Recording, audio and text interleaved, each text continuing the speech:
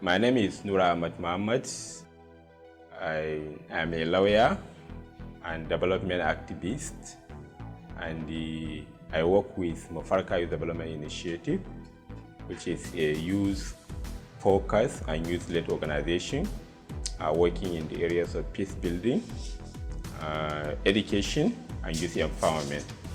And at Mufarka, our fundamental objective is to increase the integration of young people into community through volunteering and youth-led projects.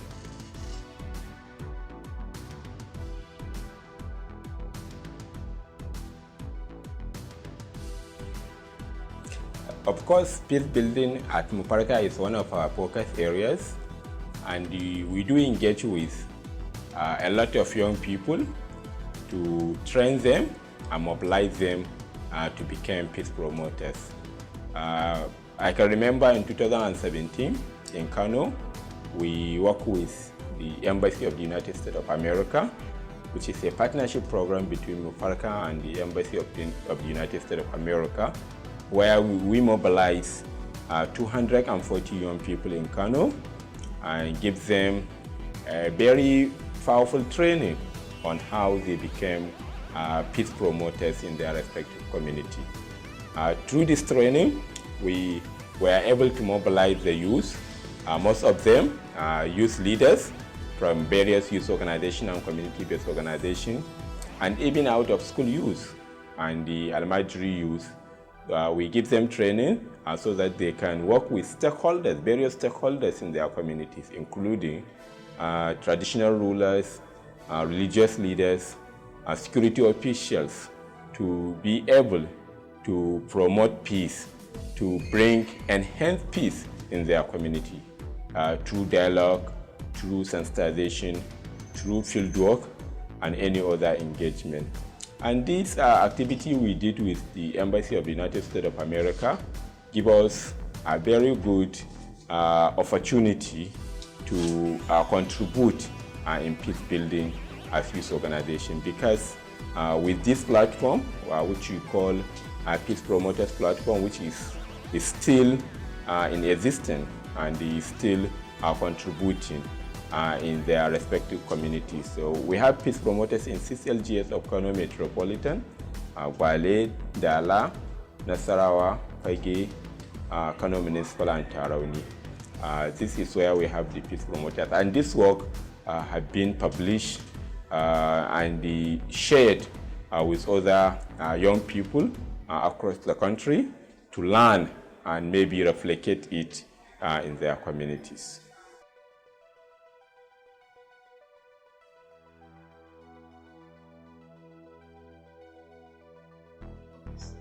Actually, the issue of insecurity in Nigeria has to do with the development plan of the country. In Nigeria, we have a quite number of young people who are out of school. There are quite a number of children who are out of school. And these young people that are out of school mostly are into drugs and other violence activities. And they are ready to join so many other violence activities like extremism, violent extremism, banditry, and kidnapping. So you can see from the type of or quality of young people we have, quality of youth we have in the country, you can predict the security situation of the country. If actually young people are non-productive in the country, definitely there must be the problem of insecurity. And the violence is always destructive. When you talk of violence or when you talk of insecurity or any conflict, youth are the major stakeholders. Mostly they are the perpetrators, because they are mobilized by either politicians or other violence beneficiaries to perpetrate the violence on their behalf. So they are the one perpetrating it, mobilized by either politician during the election, sometimes during election campaign, some politicians mobilize youth to perpetrate violence for their benefit. Sometimes during the election campaign, sometimes even on the election day or after the election when the result is announced. And these youth that are mobilized by politicians, they must be youth that are into drugs, youth that are out of schools, youth that are without job. So these are the factors that mostly push young people into violence in Nigeria. And unless Nigeria or the government of Nigeria provide these youth with sound education, with employment and counseling, then they can be able to shun violence when they are mobilized by the beneficiaries of the violence. So, of course, to be able to curtail the problem of insecurity, we have to look at our educational system. It's look at how many young people do we have in the country that are out of school, and see how we can maybe engage them either into entrepreneurship or any other skills acquisition, so that they can have something doing which can prevent them from violence.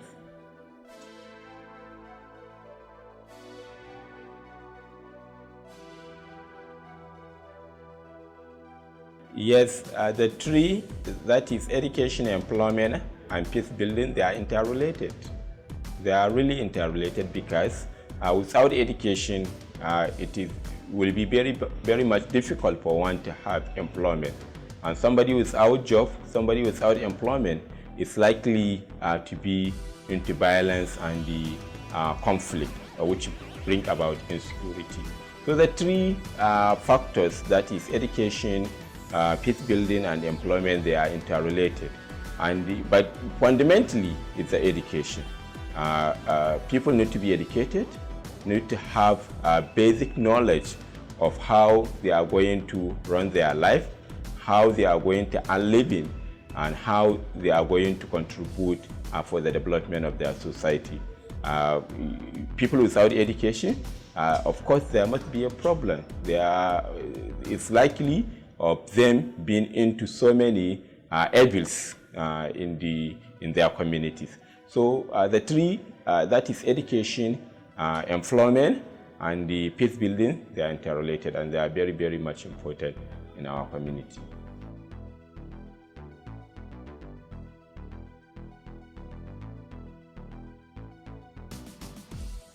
Yes, to address the problem of insecurity in Nigeria, there is need of partnership.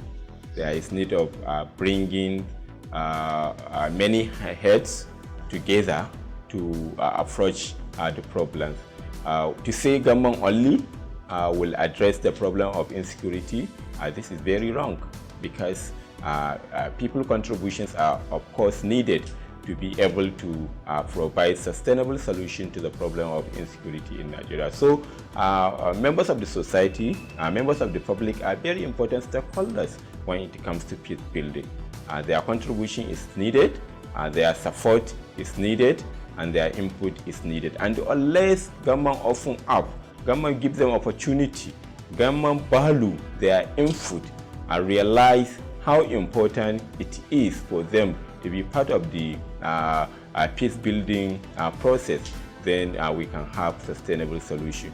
So it is very important if government will really sit down with the people at community level, discuss with them on how best security will be achieved in that particular community. In fact, discussing security issue at community level are more productive than the discussion at the higher level.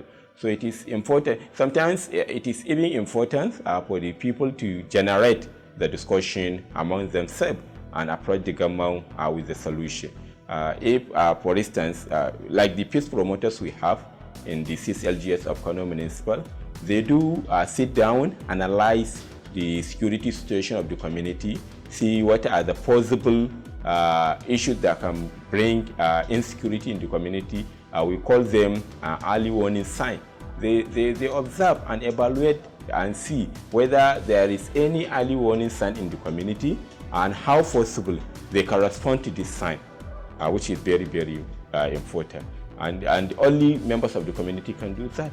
Security officials, with the number of them we have in the country, because we have very few number of security officials in the country. So, of course, the contribution of the members of the society is very important.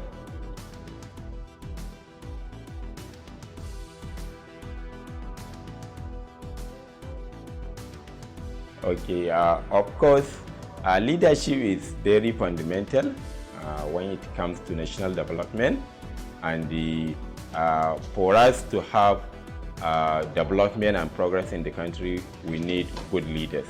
We need leaders that are accountable, leaders that are transparent, leaders that are true democrats.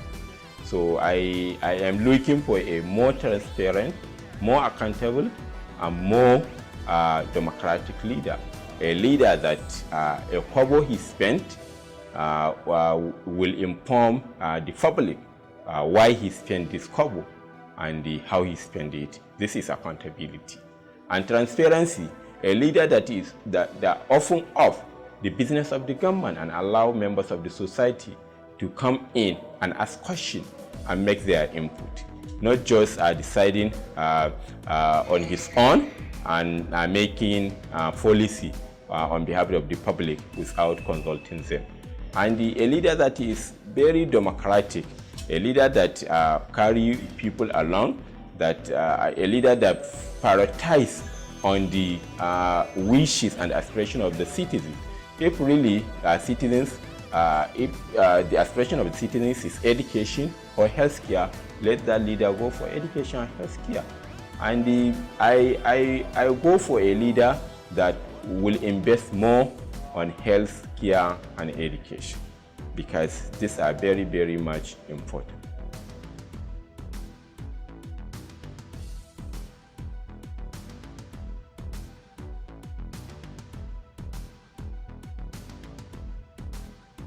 Yes, in Mufarka, as I said earlier, we are a youth-led organization.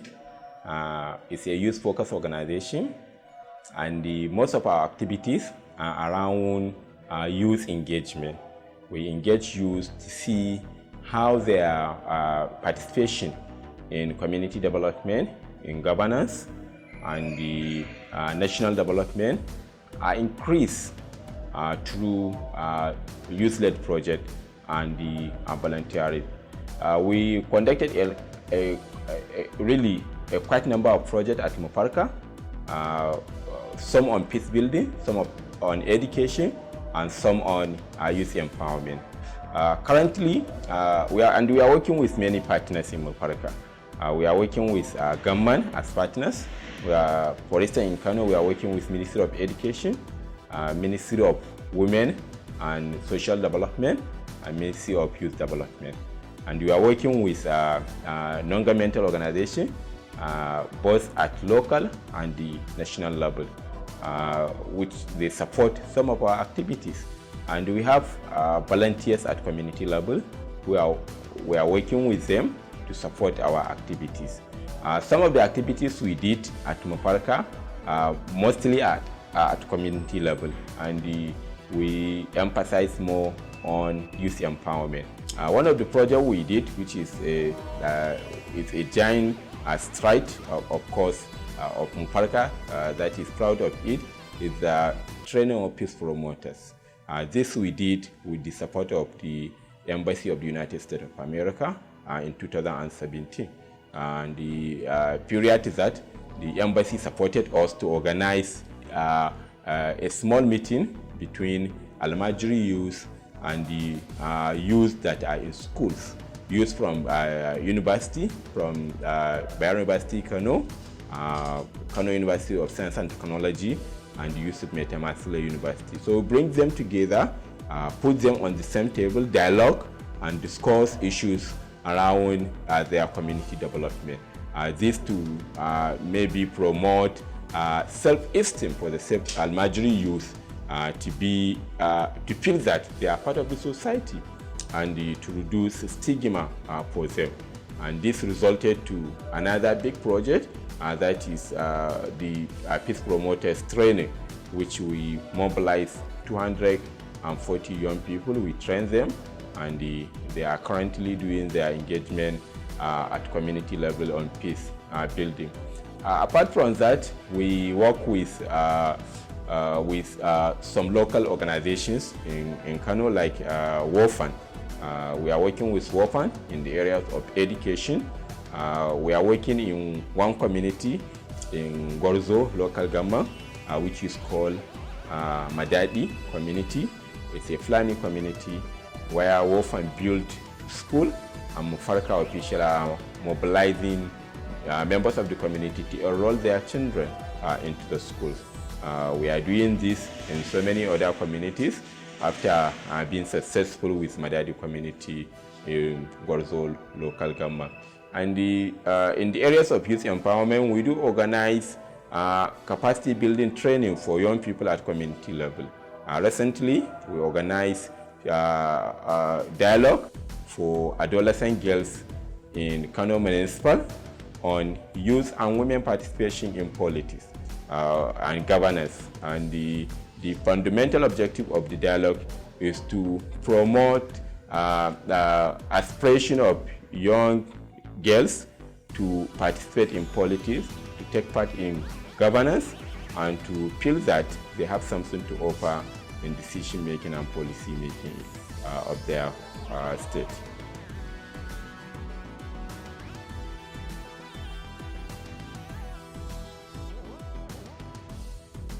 Yes, I'm in support of any peaceful demonstration for the improvement of security in Nigeria, either in Nigeria or outside Nigeria, because peaceful demonstration is also another means of promoting peace. We call it peaceful demonstration.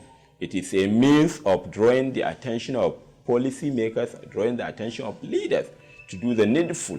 And of course, the peaceful protest organized today in England, led by Barrister Ahmed of Mufarka, is in the right cause, and I'm in support of it. As citizen of Nigeria, he has the right to demand for accountability. He has the right to demand for transparency. He has the right to demand for the improvement of security of this country.